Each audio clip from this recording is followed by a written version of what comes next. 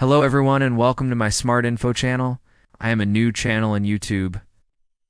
And finally, I want to say thank you for being here, and I hope you enjoy my videos. Don't forget to subscribe for more content. Thank you.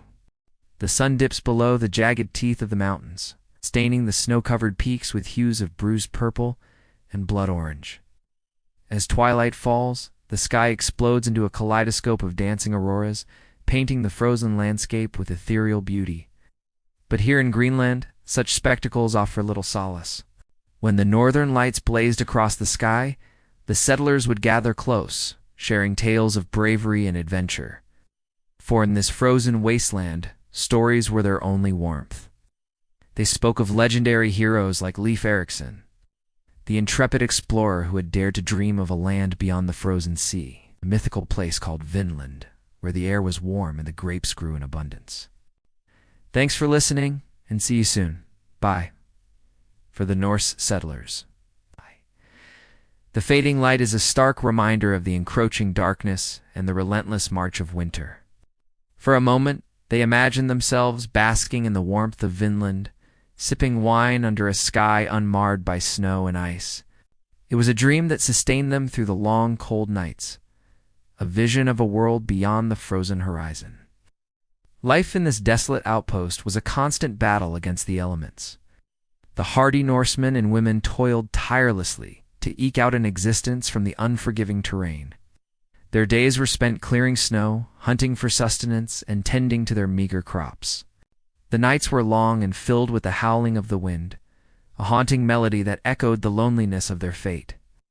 But even in the darkest depths of winter, there were moments of quiet beauty, and so the settlers clung to these tales, refusing to let the darkness extinguish their hope for a brighter tomorrow. Then, as the first pale fingers of dawn crept over the mountains, the settlers would rise, shake off the remnants of their dreams, and return to the harsh reality of their existence. They were the pioneers of a new world forever bound to the icy shores of Greenland, where the sun rarely shone and the cold never relented. Their lives were a testament to the indomitable spirit of exploration. A quiet symphony of courage and perseverance played out against the backdrop of an unforgiving landscape. And as the cycle of seasons turned, and the endless expanse of white continued to stretch under a sky heavy with snow, they knew that their story was just beginning. Here's the end of part 1. If you like this story and want to hear more, please subscribe to our channel. What would life be like if you were a Viking in Greenland? Well, first off, you'd probably be pretty cold. I mean, it's Greenland for crying out loud. Imagine you're standing on a rocky shoreline, a biting wind pressing against your face. Yet people endured. They built homes, raised families, clung stubbornly to traditions carried from distant Norway and Iceland. We'll drift onward from daily life to distant shores, following the quiet footprints of Norse explorers as they ventured beyond Greenland into the fog of legend. But first, close your eyes for a moment, breathe deeply, and imagine the cold, salty air softening. Let the biting wind become a gentle breeze on your face. For we are about to step into a new world. You might celebrate you'll buy the flickering light of whale oil lamps, or tell sagas beside the hearth, your voice muffled beneath thick furs. But always, the rhythm of your life returns to toil, to the wind that howls endlessly through the fjords, to the constant, exhausting battle against cold, hunger, and time itself. The low, turf-roofed houses crouch against the earth behind you, built for survival, not for comfort. You're a Norse settler, newly arrived or born into this frozen outpost. Trying to carve a life from one of the most unforgiving environments imaginable, you'd have to work constantly, herding sheep, tending to the few hardy goats, patching leaky roofs of sod and driftwood. Farming is possible, but you'd be coaxing barley from a thin, rocky, and often frozen soil. The settlements are scattered, clinging to the coastal fringes like lonely outposts. The closest thing to a neighbor might be a day's hard journey away. The faint sense of other human lives brings only fragile comfort. Sometimes there's conflict, not just with your fellow settlers, but with those who were here long before, the Inuit, known to the Norse as the Skrillinger, hardy people of the Arctic. You might trade with them, but fear and misunderstanding often breed violence. So you'd rely on imports, or the unpredictable bounty of the sea. Fishing becomes a necessity, hauling in nets in icy water, the cold slicing through your fingers, and the salt drying your skin raw. The sea gives, but it also takes. Storms can rise with little warning, waves swallowing boats whole, lives lost to the gray depths without ceremony. And then there's the hunger. Winters are long, brutally so, months of darkness, dwindling supplies, livestock cold to stretch your stores. Starvation lurks at the edges, a quiet, gnawing threat. Many did not survive those winters. But it's not just the weather and the work. You're also isolated.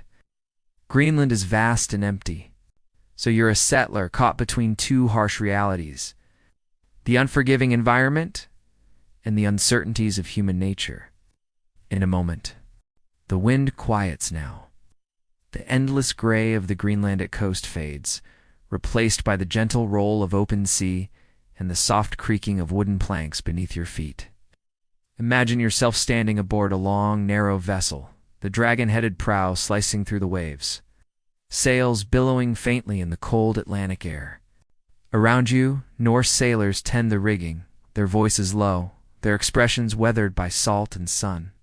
You are no longer merely a settler. You are an explorer, part of a small group of voyagers pushing beyond the known boundaries of the world, following in the footsteps of one man, Leif Erikson.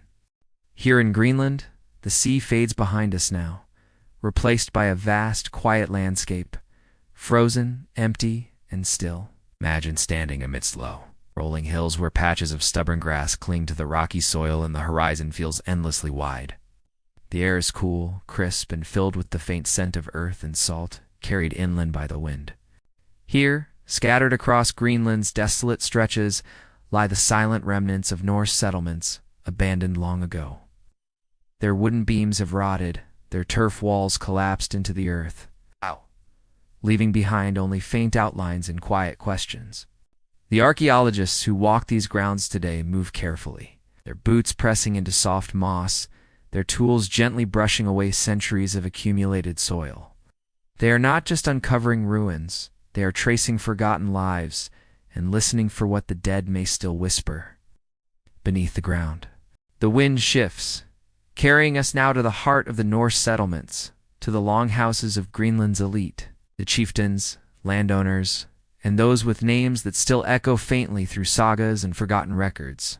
Imagine yourself stepping inside one of these homes, larger, sturdier than the humble turf dwellings of ordinary settlers. The thick walls of stone and earth are carefully constructed, insulated against the bitter winds that howl outside. The roof, heavy with layers of sod, slopes low, sheltering those within. But it is warmer here, though still far from comfortable by modern standards. The hearth smolders gently, filling the space with the muted scent of burning peat. And whale oil, the faint aroma of dried herbs, and the tang of animal hides hung to dry. The floor is strewn with woven mats. Furs drape across wooden benches, and low carved stools sit near the fire. You can hear the soft murmur of voices, the rhythm of quiet labor as household members tend to chores that never truly end.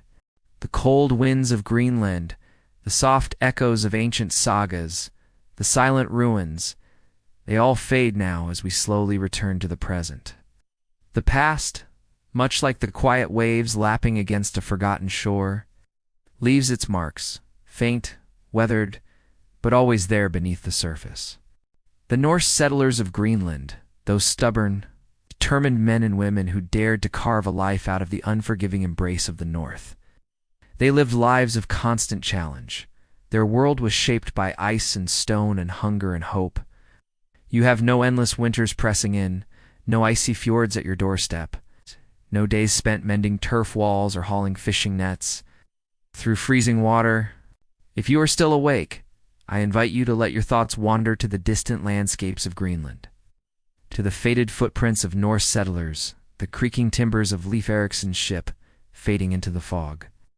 And if sleep finds you, let it come gently, carrying you into the soft, ancient quiet where stories drift like snow and history hums softly beneath your dreams. Tonight, or whenever you listen, there is only this moment. The quiet rhythm of words, the steady drift of history, and the slow unraveling of forgotten worlds. They endured brutal winters, uncertain harvests, endless labor, and the creeping weight of isolation. They sailed beyond the edges of known maps, braving uncertain seas in search of new lands, only to find themselves in the end fading into the mist of time. Their homes now sunken outlines on wind-swept hillsides, their bones resting beneath moss and stone, their stories lingering softly in the sagas. And here you are, safe from the icy grip of the north. Warm hearths and sturdy walls, shielding you from the harsh whispers of the past. I tell these tales not to startle, but to soothe. Thank you for joining me. Sleep well, and I'll see you next time.